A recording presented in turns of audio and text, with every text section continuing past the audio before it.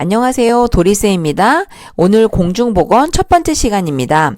윈슬로우라는 학자가 내린 공중보건학의 정의는 조직적인 지역사회의 노력으로, 즉 주먹구구식이 아닌 체계적이고 조직적인 방법으로 질병을 예방하고 수명을 연장하는 신체적, 정신적으로 효율을 증진한다고 했는데요. 여기서 말하는 효율은 자신의 능력을 최대한 발휘할 수 있는 상태, 즉 신체적으로나 정신적으로나 건강하게 자신이 가진 잠재력을 발휘하는 상태라고 볼 수 있겠습니다. 그러한 기술이자 과학인데요. 공중보건 사업의 대상은 지역사회 주민 전체 또는 전 국민이 되겠습니다. 즉 개인이 아닌 집단을 대상으로 하는 공중보건입니다. 두 번째, 공중보건 서비스의 6가지 특징을 알아보겠는데요. 첫 번째, 효율성. 효율성은 제한된 인적 재정 자원으로 최대한의 건강 효과를 보는 건데요.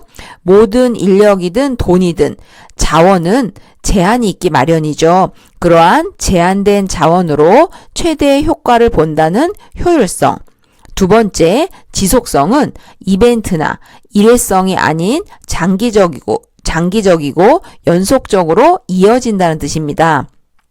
세 번째, 포괄성은 공중보건이 아무래도 예방에 좀 더 많은 관심을 갖지만 예방, 치료, 재활, 건강 증진 모두를 포함합니다.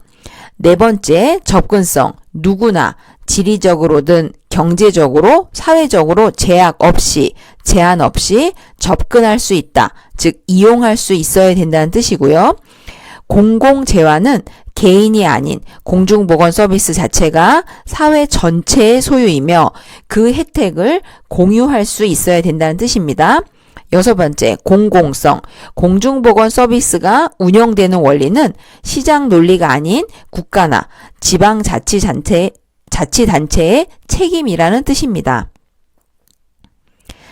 지역사회 주민의 건강에 영향을 미치는 요인 4가지로 나눠봤는데요. 첫 번째, 주민의 경제 수준, 즉 경제력이죠. 경제 수준이 높으면 영양이나 주거, 의료 이용 여건이 좋아지겠죠. 두 번째, 보건의료 전달 체계, 즉 시스템이 잘 마련되어 있으면 적절한 시기에 적절한 의료를 제공받을 수 있고요. 세 번째, 정치 사회적 영향, 법이나 건강 관련 정책, 복지제도 등이 그러한 공공정책이 국민의 건강을 보호 증진할 수 있고요. 네 번째, 의료기관의 수와 분포. 의료기관이 현저히 부족하거나 편중된다면 의료의 접근성이 상당히 떨어지겠죠. 4가지, 주민의 경제 수준, 보건의료 전달 체계, 정치 사회적 영향, 의료기관의 수와 분포 등이 지역사회 주민의 건강에 영향을 미치는 요인이었습니다. 건강 증진의 개념 보겠습니다. 건강을 개선한다, 즉 좋게 고친다는 뜻이고요. 조정 능력, 즉 자신의 몸을 컨트롤할 수 있는 능력을 증가하고 더욱더 증진이라는 표현이 나옵니다. 건강 증진이라는 단어는 굉장히 적극적인 개념이죠. 삶의 질을 올리는 거고요. 건강 수명을 연장하는데요. 건강 수명은 평균 수명, 기대 수명, 즉 0세 아이가 앞으로 몇 년 살 수 있을 것인가 기대할 수 있는 수명을 평균 수명, 기대 수명이라고 하는데, 거기에서 아픈 기간, 즉 아파서 남의 수발을 받는 그 기간을 뺀 건강하게 독립적 생활을 유지하는 기간, 그 건강 수명을 연장하는 거에 관심이 있고요. 건강 생활을 스스로 실천한다, 스스로 책임진다는 개념입니다.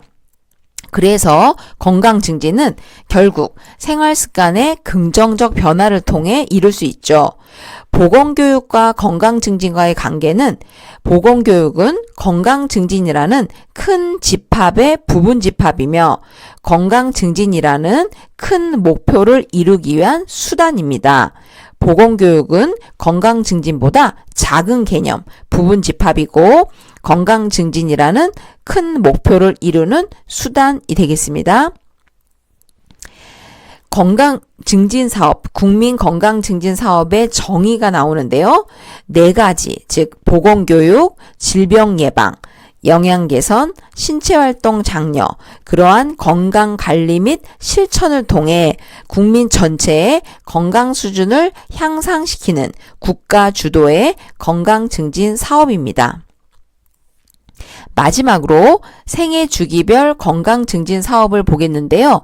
1차 예방은 어떤 질병 자체의 발생을 예방하는 것이고 2차 예방은 발생한 질병을 조기에 발견하는 것입니다.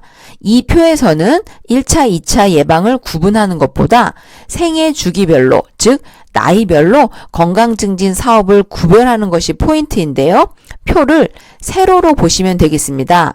영유아 시기에는 성장 발달이나 선천성 대사 이상 검사 사업이 해당되고요.